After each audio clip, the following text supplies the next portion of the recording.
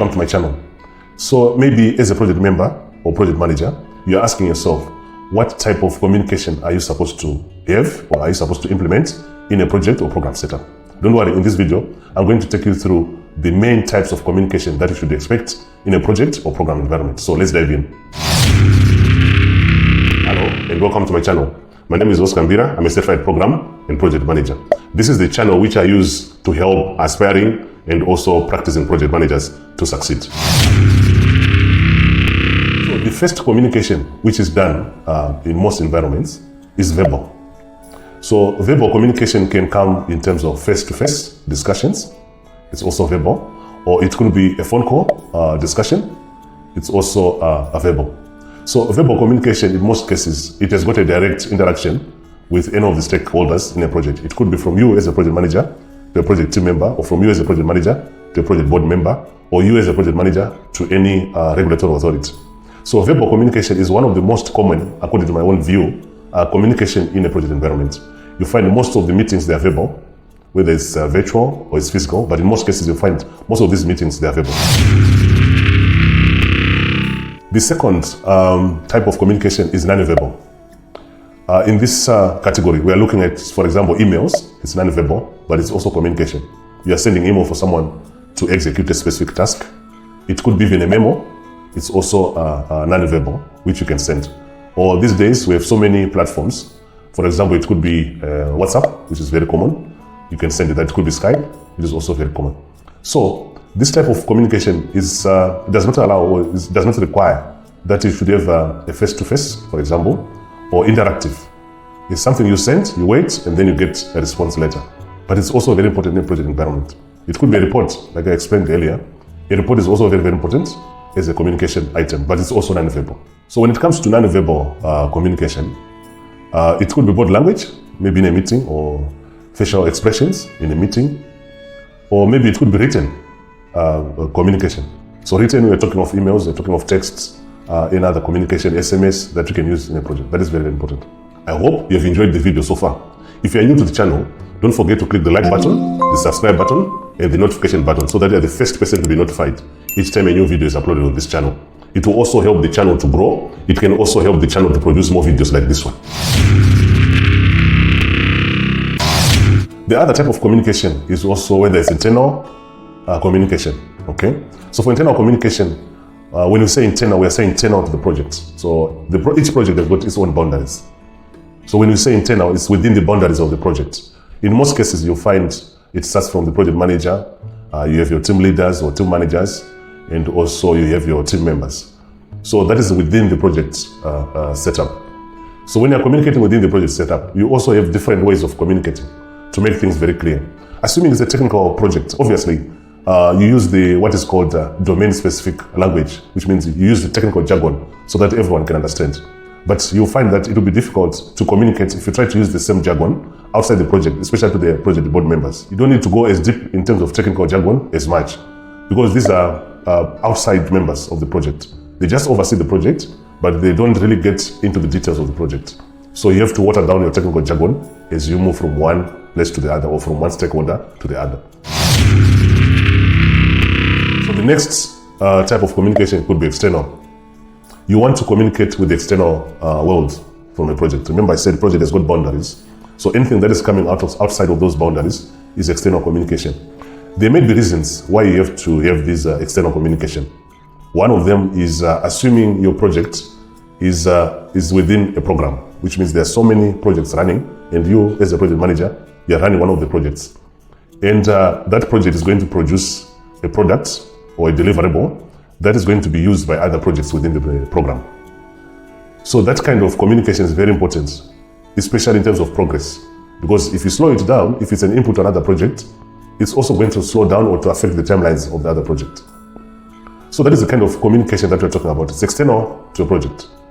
It could also be, say for example, I've run some projects where the regulatory authority was also involved. So I had to be communicating with these regulatory people on I think it was 2 weeks basis, or fortnightly. There was a report I was producing, so that at least they can get it. So that was external communication. So in a project setup, outside the boundaries, you're doing external communication. You might also be producing a certain product which is going to be used by a customer. The customer is outside the organization. So as the customer is expecting that product to be given to them, say for example, it's a part, machinery part, or even car part, a car part, or even machinery part, which is going to be consumed by another customer. So you might need to be communicating with the external customers, depending on the frequency that you have agreed, but they are also interested in knowing how are you progressing with the project so that they can align with whatever internal, whether it's marketing they want to use, or maybe they also want to use it to mount additional machines in their organization. So that is also very important. That is also a scenario of external communication that you should expect in a project environment. So the next type of communication that you can have in a project environment is visual. To be honest with you, this is one of my best communication type that I use in my projects. Visual is very important. You want to be able to show progress of the project, especially when you're showing it to the project board. They are not very much interested in the details. They want to understand, you started on this particular day. How did you progress in terms of your project activities? For example, you might do it as a chart. Even a pie chart is okay. Even you can use it as a graphical chart, it's also okay, or timeline chart is also okay. I normally use those ones because when someone is seeing a visual representation of an object, they are normally quick to understand the clear picture of the progress than someone who is reading through some text. So I would advise you, where it's applicable, don't just jump into using a visual communication where it's not necessary. But I would advise, if you have got an option to use text and visual, you rather go for visual than text. I hope you have enjoyed the video so far.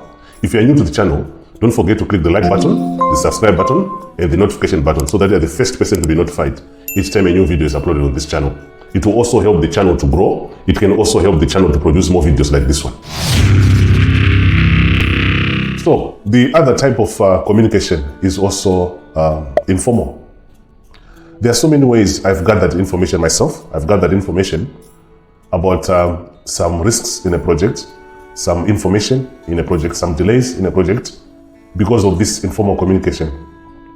What do we mean by informal communication? You can even have a discussion with someone over lunch, dinner, or even coffee, tea, whatever you want to take. Then, to be honest with you, from my experience, the gold mine of information are the project team members. They give you raw information, very raw. They will tell you exactly what is working, what is not working. They give you feedback right away. So if you want to have very effective communication in a project setup, make sure that you don't make everything very formal. You can even make it very informal. Even start chats with someone else on any communication platform. You might end up getting more information. There are some people, when they are gathered in a meeting, for example, or in a room, they find it very difficult for them to say something or to open up in terms of what they are seeing. It's not good for the project. But if you take them aside, engage them, talk to them informally, you get more information which you can use for the success of the project, which you can use to achieve the objectives of the project. So informal communication, always consider it in your project. Don't block it and say everything must be formal. Write me an email, call me, write me a report. There's some information which comes informally, but very important for the project. So you need to consider that if you're a project member, project leader, or even a project manager. Very, very important. The other type of communication is the formal one. I think most of the people, they are used to the formal communication. What do we mean by formal? These are like agreed formats. For example, you want to communicate on a report. You come up with a format for a report. Everyone, when they want to update you on any progress, they complete the report. We normally call them templates. They go through a certain template, filling in all the information, and then submit to you. Or else, they might even send you an email. I've seen some project managers requesting to receive emails every Friday about what someone has done over the week. Although, it might not be necessary, but there are certain projects, you have to do that. You need formal communication. If it's going to be audited, or it's likely that most people are going to dispute whatever you're saying, then you might need to communicate formally. That is very important. Once you start communicating formally, it means there is a recording of what has to be done. That is very, very important. If you want me to create additional videos based on what you've covered in this video, including the concepts, the techniques, or you've got any specific clarification that you might want to understand, let me know in the comment section below.